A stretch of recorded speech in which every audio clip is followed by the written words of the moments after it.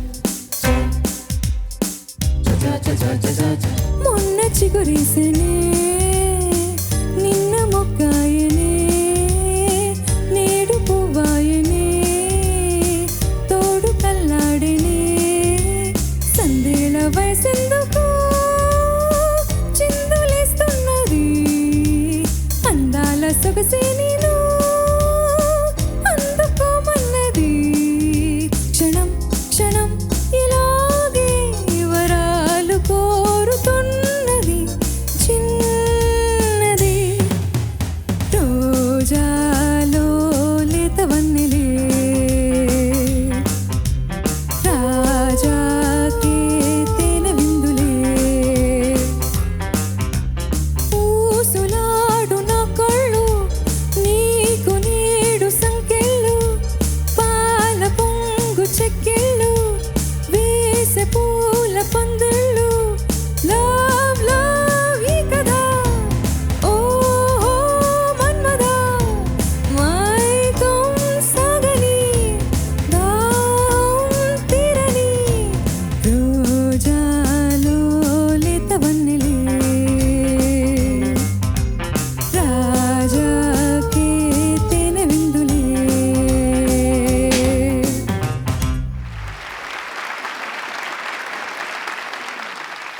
శ్రీ హర్షిత, నమస్తే సార్. నమస్తే అమ్మ.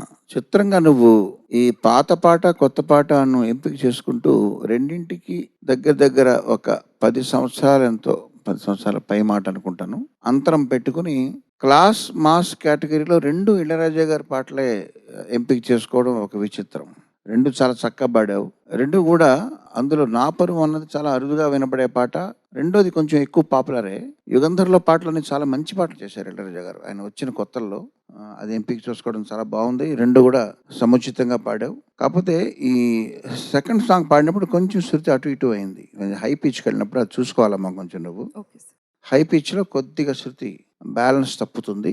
బట్ ఫర్ దట్ చాలా చక్కగా పాడావు. నీకు అభినందనలు. Thank you sir. శ్రీహర్షిత, నమస్తే సార్. నమస్తే అమ్మా. నా పరువం నీకోసం, తర్వాత రోజాలు లేతవన్నెలే. రోజాలు లేతవన్నెలే చరణం నుంచి ప్రారంభించావు కదా, చాలా బాగా పాడావు. చరణం నుంచి అలా పాడుతూ పాడుతూ పాడుతూ చివరికి వచ్చేసరికి చివర్లో వచ్చే ఒక్క వాక్యం దాహం తీరని కదా, ఆ ఒక్క వాక్యమే కొంచెం ఇబ్బందిగా అనిపించింది.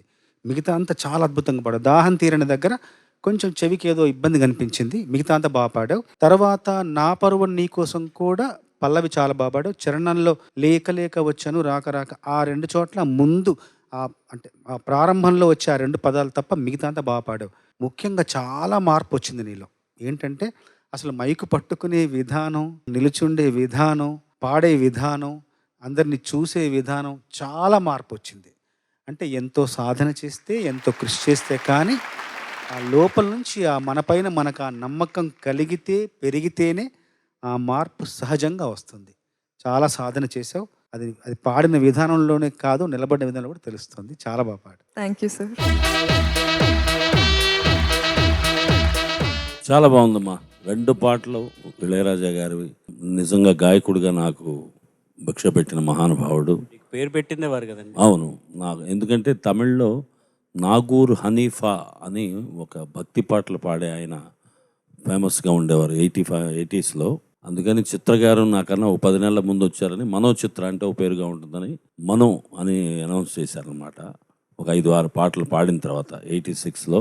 అసలు ఆయన దగ్గర వర్క్ చేయటం అంటే ఆ ఫ్రేమింగ్ అంటే ఎక్స్ట్రా సంగతి ఎక్కడ కూడా మనం ఆ ప్లేస్మెంట్ లేకుండా అది కరెక్ట్గా ఆయన ఫిక్స్ చేసి ఉంటుంది. ఫస్ట్ బీజియం నుంచి లాస్ట్ పల్లవి వరకు ఆ ట్రావెలింగ్ అంతా, కార్డు ప్రోగ్రెషన్ అంతా డీప్గా వింటే మీకు తెలుస్తుందని. అట్లాగా ఆయన దగ్గర మరి జానకమ్మ ఎన్ని వందల పాటలు పాడి ఉంటారు.